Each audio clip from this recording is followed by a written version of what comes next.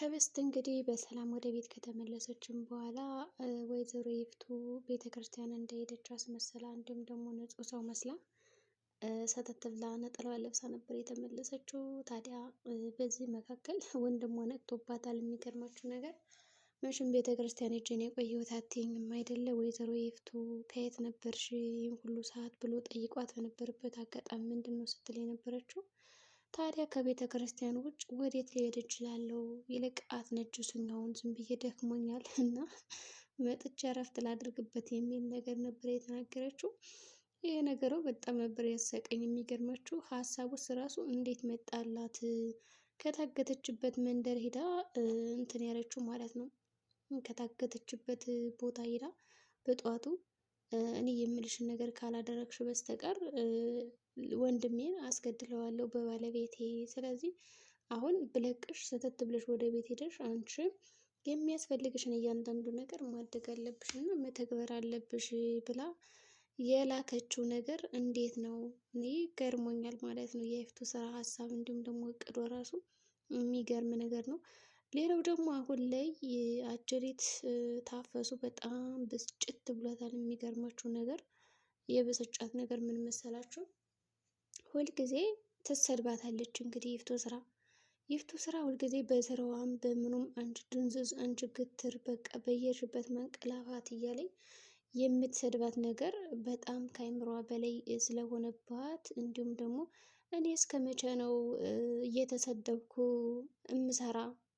እስከ መቼስ ነው እንደዚህ ቁጭ ብዬ የምኖረው?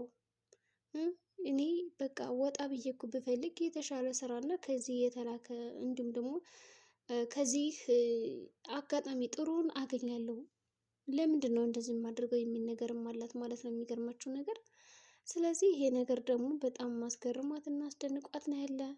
ዞሮ ዞሮ ይሄ ነገር እንዴት ነው የሚሆነው የሚለውን በጣም አልቅሳ አስባበት ነው እንግዲህ እንደዛ አደረገች እና ከይፍቱ ስራ ቤት ለመውጣት እያሰበች ይመስላል። ይፍቱ ስራ ደግሞ እንደዛ የምትላት በእርግጥ የስድብ ሱስ ስላለባት ነው ወይስ ምንድን ነው የሚለውን ደግሞ ለማወቅ የሚከብድ ነገር ነው። እና ዞሮ ዞሮ ባጭሩ አሁን ላይ ምንድን ነው እየተከሰተ ያለው ከአጀሪት ጋር መሯታል። በቃ ከአቅሟ በላይ ሆነባት። እንዴ ሁልጊዜ ስድብ ይመራል እኮ እውነቷን ነው። ለነገሩ ታፈሱ አልፈርድባትም። ስለዚህ ፏ ዝንጥ ብላ የቡና ቤት ስራ ነው እንግዲህ መስራት የፈለገችው ወይም ደግሞ የሌሊት ስራ ነው እንግዲህ መስራት የፈለገችው እና ዘንጣ ፏ ብላ ለባብሳ ምናምን ቁማ ትገኛለች ማለት ነው። ታዲያ በዚህ መካከል እንግዲህ እንዳጋጣሚ ይሆንና አብነት ወደ መንገድ ሲወጣ በጨለማ ፏ ለብሳ ምናምን ዘንጣ ሌላ ሰው መስሎ ያያታል እና በዚህ ቅጽበት በጣም ነበር የተነገጠው። እንዲህ ይች የእውነት ይፍቱ ታፈሱ ናት ወይስ ሌላ ሰው ናት እስከ ማለት ደረጃ ደርሶም ነበር። የሚገርማችሁ ነገር ከዛ ምንድን ነው እንደዚህ እያደረግሽ ያለሽው? ለምንድን ነው የለበሽው ብሎ ቢያናግራትም እሷ ደግሞ እኔ ምንም የለበስኩት ነገር የለም ተውኝ፣ በቃ መሮኛል እና ከዛች ሴትዮ ስድብ ለመገላገል እሷ ቤት ወጥቼ ሌላ ተጨማሪ ስራ ብሰራና ገንዘብ ባገኝ እኮ ሀብታም መሆን ያለው። በተለይ ደግሞ ያችን የገጠር ያለችውን እናቴን አግዛለሁ ብዬ ነው እንጂ እዚህ ጋር የእሷን ስድብ የምቀበል እንጂ እኔ ወድጄ አይደለም በሚል ሰበብ ተናዳ እየሰራችና እያደረገችው ያለ ነገር ነው ማለት ነው። ስለዚህ ተገርሞ ይህን ነገር መስራት የለብሽም አንቺ በጣም ጥሩ ሰው እና መልካም ልጅ ነሽ፣ በዛ ላይ እንደዚ አይነት ስራ ደግሞ ለአንቺ አይመጥንሽም። ለምንድን ነው በዚህ ስራ ተጠምደሽ ህይወትሽን ልታበላሹ እና ልታጨልሙ የምትችይ? ስለዚህ ታይ እያላት ነው እንግዲህ ያለ ማለት ነው። ዞሮ ዞሮ እንደዛ እያላት ነው ያለ እና ግን አሁን ይህንን ስራ ያስቆማታል።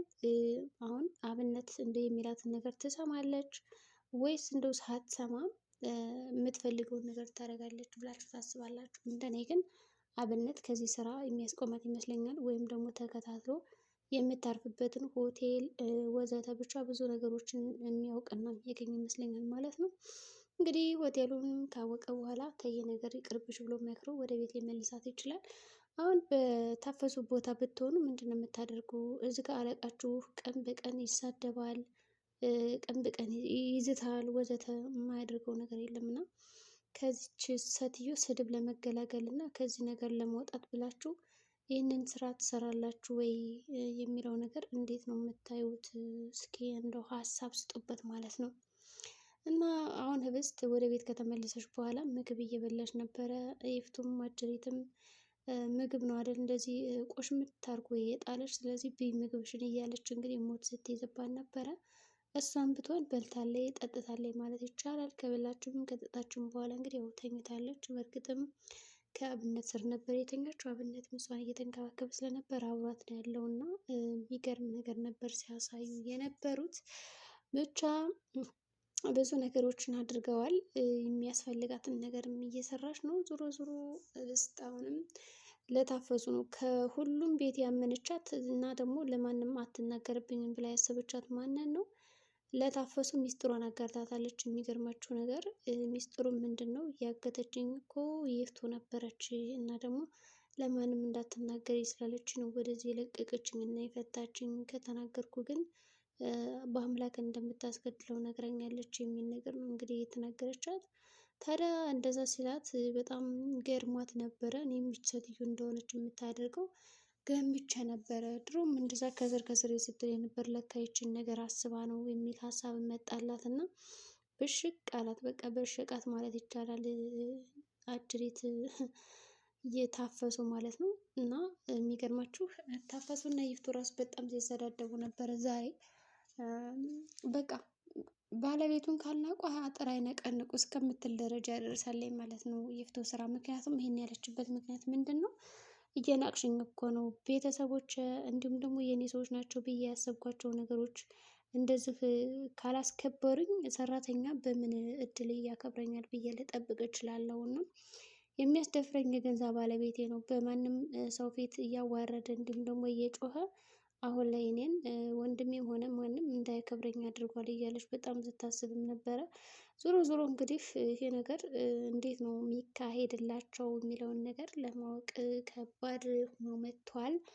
እናም ስራዋን ከሰራች በኋላ አቶ አለምም ሲጠብቃት ወደ ቤት እንዳትወጣ ምናምን በሚል እንዲሁም ደግሞ ያገተቻት ራሱ እሷ እንደነበረች እርግጠኛ ሆኖም ደርሶበታል ማለት ነው። ግን ደግሞ ምንም አይነት መረጃ ስለሌለው መክሰስ አልቻለም። ሰው ግን አንድ ማስጠንቀቂያ ሰጥቷታል። አንቺ ከሆንሽ እዚህ እገታ ውስጥ ያለሽበት እንፋታለን የሚል ትዕዛዝ ነበር የሰጣት። እንደዛ ቢላትም ታዲያ እሷ ምንም አልመሰላትም እና እንደዛ ከሆነማ የራስ ጉዳይ ብላ ነው እንግዲህ ዝም ያለችው። ዞሮ ዞሮ በጣም የማይፈለጉ ነገሮች እየተከሰቱ ነው ያሉት። እነዚህ ነገሮች ደግሞ ዋጋ እንደሚያስከፍሏቸው እርግጥ ነው። እና አሁን ኅብስት ለምንድን ነው ለታፈሱ ብቻ የተናገረች? በአምላክን እኮ ብንነግረው ብታማክረው እና እንዳገተችው ይረዳትና ያገዛን ነበር ብዬ አስባለሁ። ንጉስም አሁን ፍቅር ይዞታል። ይህንን ነገር ደግሞ ታፈሱ ተመልከታለች። እናም ወደ ክፍለ ሀገር ራሱ አልመለስም እያላት ነው ያለ። ስለዚህ ይህን ስራ የጀመረችው ወንድሟን ነፃ ለማውጣት ሊሆን ይችላል ወይስ ደግሞ ምንድን ነው? ወይስ እዚህ ሀብታም ሆና ቤት ገዝታ ፏ ብላ ለመኖር ነው ይህን ስራ እየጀመረችው?